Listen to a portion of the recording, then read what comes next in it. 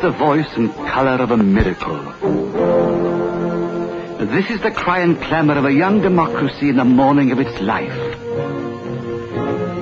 Here is the sinew and bone, the heart and marrow of a new nation, rising at the crossroads of history.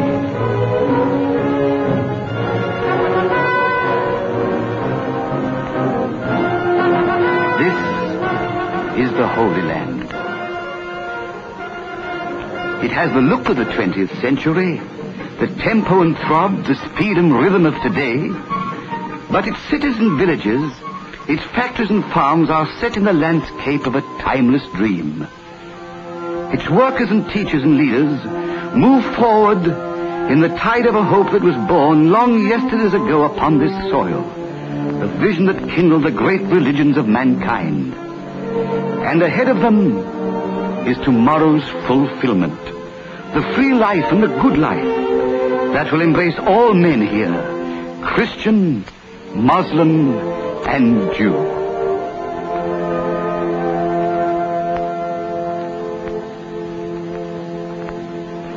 The music of the past echoes over the hills of the Holy Land.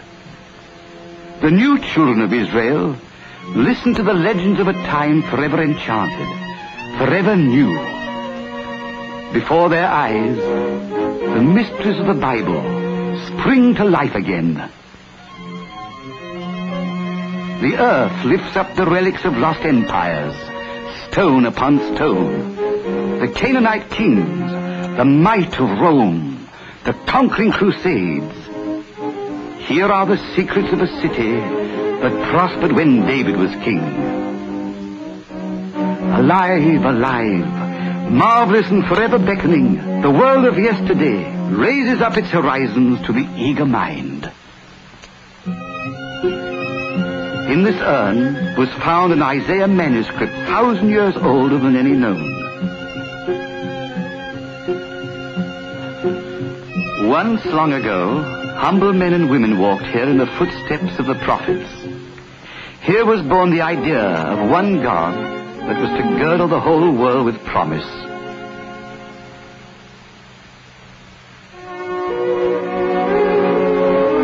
Beyond loom the walls of old Jerusalem in Arab hands today. The holy city is still the core of all that is sacred to three religions of mankind.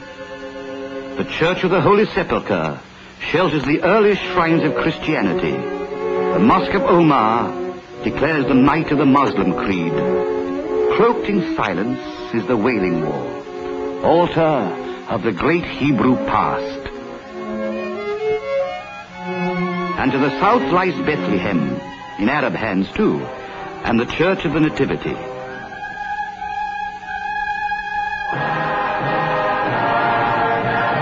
But wherever the byways of the Holy Land remain free, the winds of fellowship still blow clean and strong. In the state of Israel, the hearts of men and women dedicated to a holy life are one in purpose, whatever their names, whatever their faith. They walk upon the soil where once it was said, "Thou shalt love thy neighbor."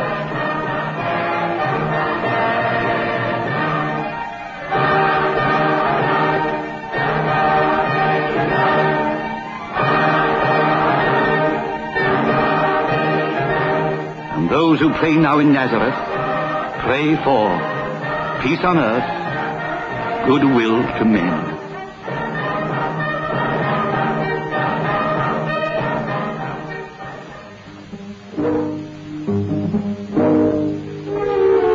Enduring is the earth and the rock of the land. The ancient commandments of love sustain themselves through all the savage seasons of history.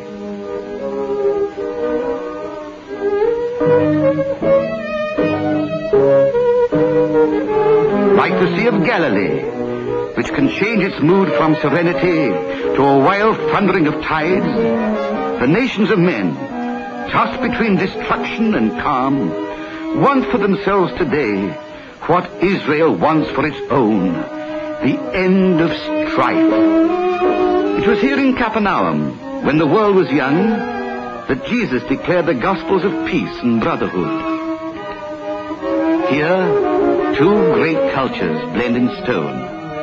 A monastery garden cradles the ruin of an ancient Hebrew synagogue.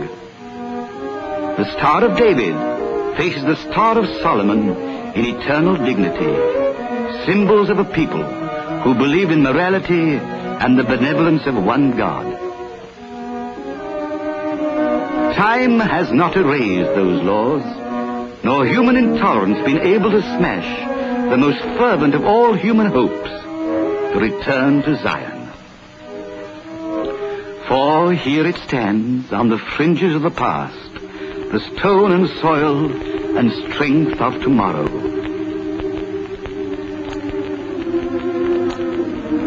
Here it rises on the doorstep of history, the face and form of tomorrow.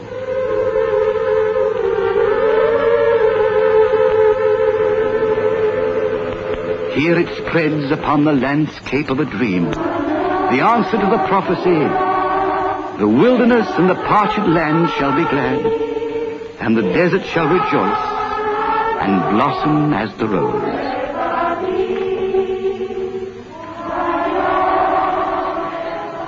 This is the port of Haifa on a golden morning in our own time.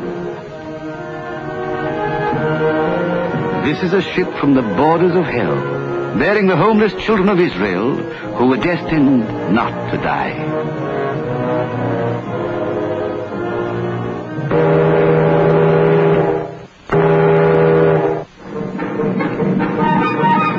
No harbor in all the legend of human journey has seen such cargo. No port in all the story of human refuge has echoed to the melody of such welcome. So a family of children anywhere might come home to their own kin after a long voyage.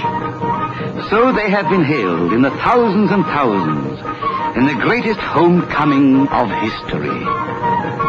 It is almost as if the fathers and brothers, the mothers and friends who vanished into the darkness of Hitler's world are given back to them in this miraculous hour on the soil of the promised land. Yesterday, in the memory of such children, it meant something else to be herded upon trucks.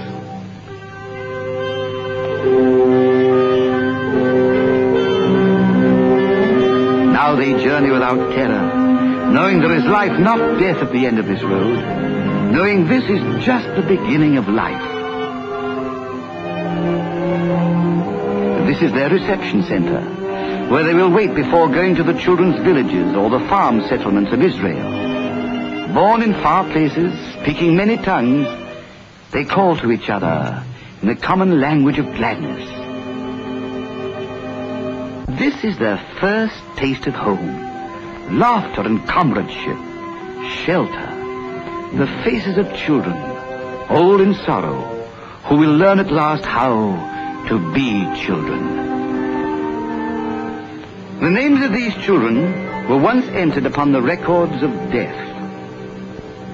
Now they speak their names in the name of life.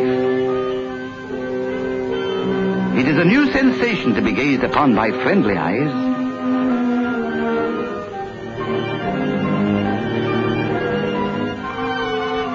It is a new experience to be touched by gentle hands.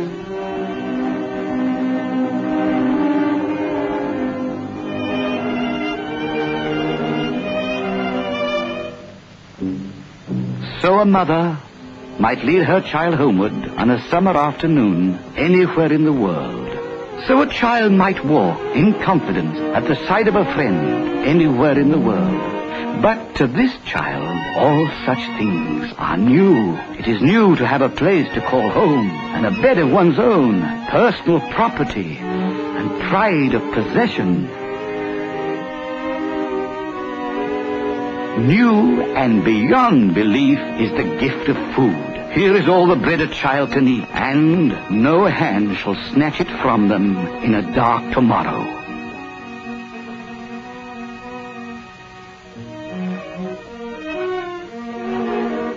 And here are all the books a child can read, and all the hungering is at an end, and all the loneliness, and all the emptiness.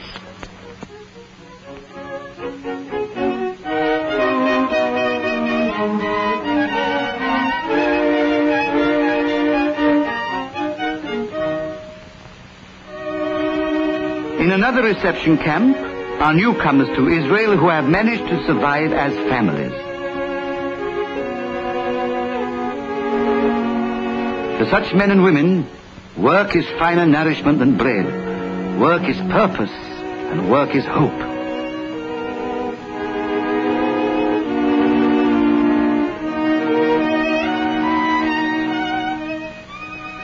The tiny houses in which they wait to become part of the larger community of Israel are like temples. For these people were once bereft of all the dignity of men. At least from their doorstep they can see the cities and vineyards where soon they will rebuild their lives.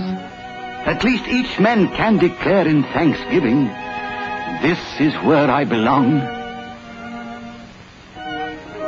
Time moves swiftly under these skies. In the children's villages, boys and girls born under the shadow of barbed wire are already at home in the sunlight of blossoming meadows. They who belonged yesterday to no one now have possessions of their own, pets to care for, and love. For the therapy of love flows around them in a ceaseless magic.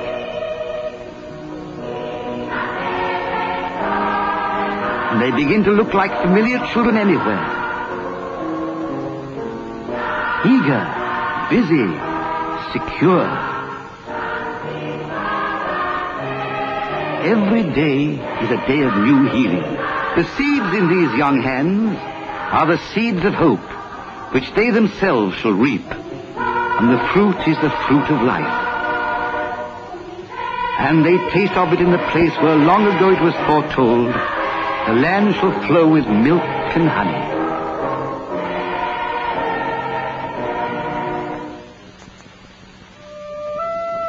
In the task of healing the spirits of frightened children, Israel has made music its great ally.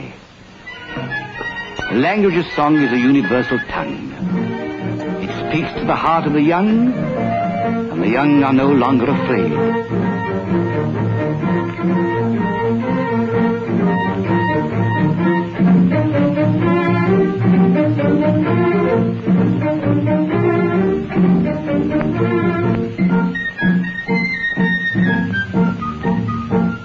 Upon these glistening sands, the kings of an ancient world once held their festivals of dance.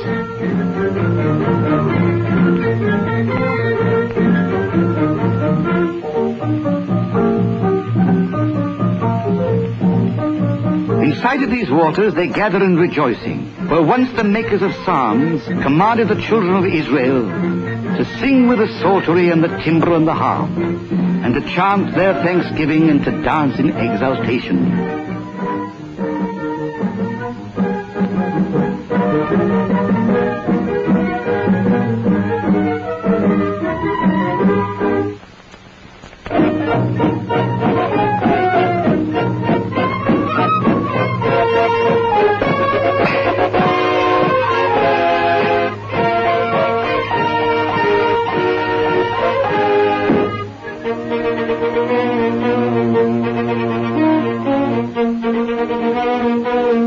Of brave new beginnings, the people marry early, eager to bind themselves to those they can love, for all of them have known too much loneliness. Their ceremonies have the color and the joy of customs remembered from their childhood in other lands. The wine they drink is the fruit of their own vineyards. The eyes that watch them are the mirror of their own face in tomorrow.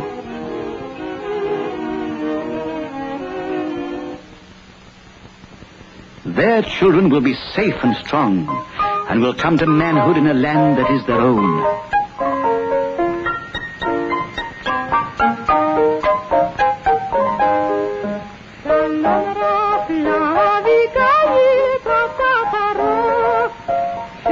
Their children will know the sunlight of a tenderness that belongs rightfully to the golden time of youth. From these children, born into the ideals of freedom, there may come someday great gifts for all humanity, gifts of science and of music and of human healing. Unlike their fathers and mothers, they will have memories of normal childhood, kindled with love. Like children anywhere else, they will remember how they went to meet their parents in the twilight of working afternoons. The simple fun of family hours together will linger with them, and images of evenings around the hearth of their own homes.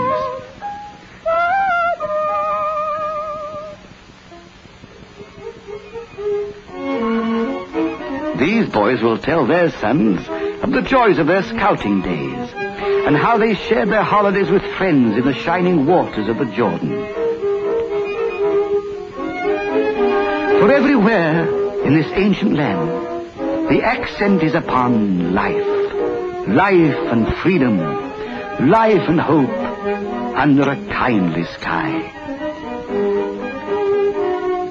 The beaches of Tel Aviv are vivid with holiday crowds.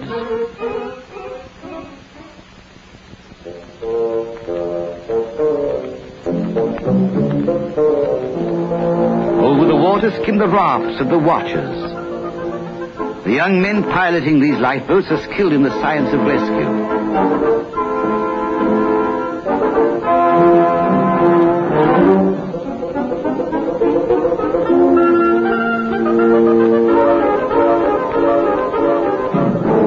To these people who have fled the nightmare of other continents, this new life is still a wondrous gift. To these men and women, snatched from the pits of misery, a single human life is more precious than any gift of man.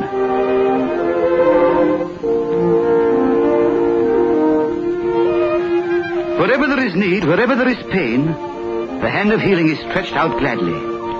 The medical strength of Israel's hospitals and health stations reaches into every corner of the land, into the byways of poverty, into the lives of all the people, Muslim, Christian, or Jew.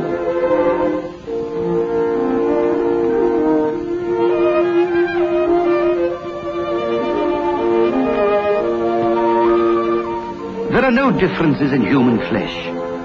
There is only humanity. And because the Jews of Israel know what it means to be without friends and without succor, they give of their own strength to their neighbors too.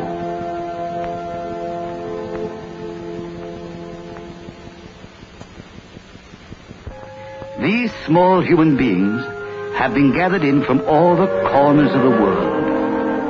Some are without names. Some are clinging to life by sheer miracle.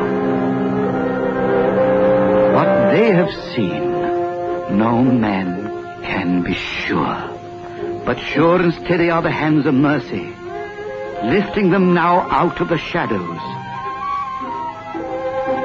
Sure and strong is the love that hovers over each of them, and the skill that draws each of them back toward life.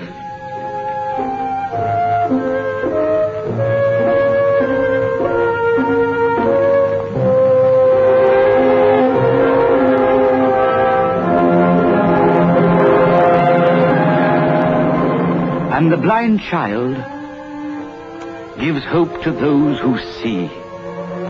Day after day to these gates of mercy come the poor of every race and faith, waiting their turn to be comforted. No human being is turned away. All are alike in the sight of charity. At rehabilitation centers, girls and boys who never knew the meaning of play learn how to shape beauty with their own hands.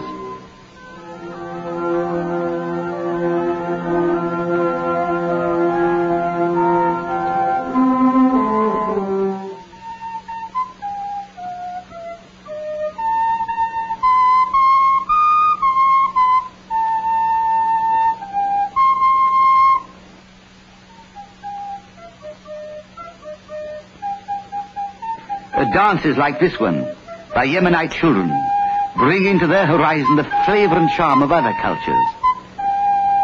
Christian and Jew are one in this democracy of healing, one in friendship, one in knowledge that blessed are the merciful, for they shall obtain mercy.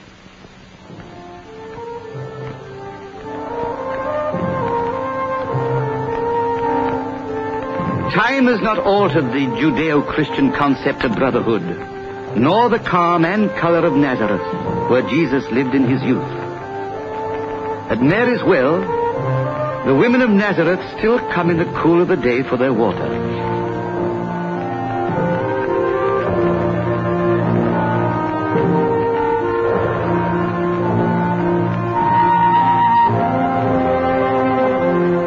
Here life moves in tranquility, and 1,000 years are as yesterday.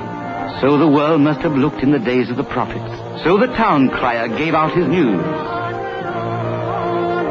and the rope makers shaped their wares. So the artisans of long ago carved out their tools. So families, time out of mind, set forth on journeys across the desert. And shepherds turned the faces of their flocks toward the places where meadows were green. And men threshed their wheat under the blazing noon of the east.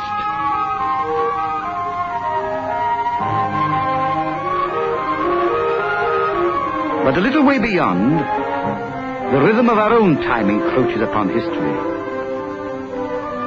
In the government office of Nazareth, Arabs find counsel and guidance for the problems of everyday living.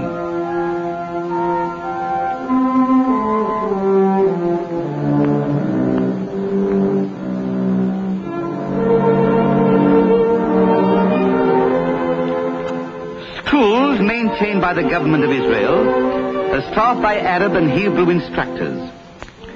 In teaching each other the two languages of the land, they learn to be comrades and to understand each other's heritage and hopes.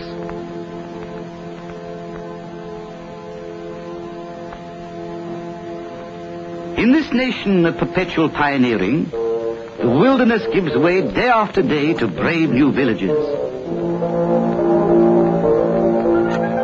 Wherever new colonies rise, there, in the midst of festivities, appear the robes of Arab neighbors and friends. All over Israel, a fulfillment is at work of a timeless hope. Behold how good and how pleasant it is for brethren to dwell together in unity.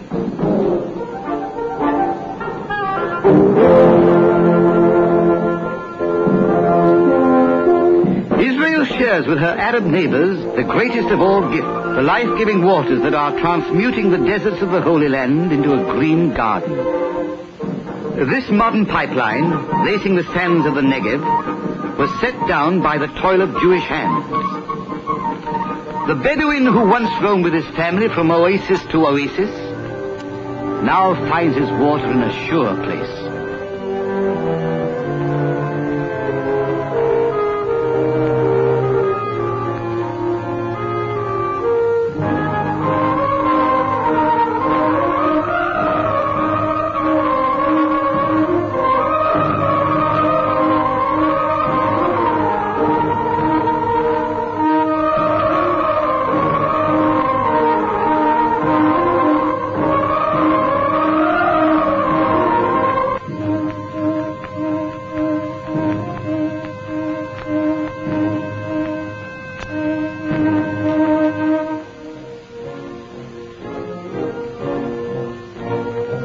Here in Beersheba, where the thunder of guns ripped the air short days ago, flags of peace are flowing in the sun. All who dwell here and elsewhere in Israel are free to live their own lives in security and to call this land their home. It was said in the days of our forefathers that a time would come when nation shall not lift up sword against nation. Here where the swords have fallen, the new grass is already high. With a marvelous will of the human heart to replenish and renew, the people are coming back to build. The song of birds is heard in the shell holes. Young hands bent to the earth in courage, beating their swords into plowshares.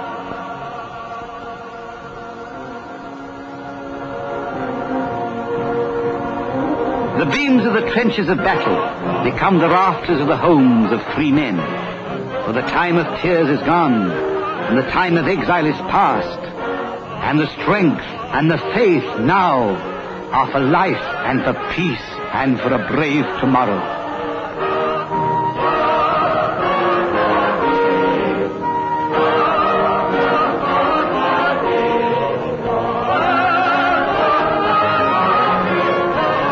This is the miracle in a time of many marvels. This young democracy of Israel, welcomed into the partnership of nations, lifting its bright new spires over the hills and plains, where long ago was born the dream of the equality of men. These are the children who were lost and have come home. These are the rescued and restored children, whose joy in their newfound freedom echoes in the hearts of free people everywhere. But greater than any miracle is the Holy Land itself. For centuries, the source and fountain of all that is richest in human striving. For here, the prophecies of the Bible are coming into full flower. Its magnetic force streams outward across the life of nations and into our own lives with an immemorial wisdom, the fatherhood of God and the brotherhood of man.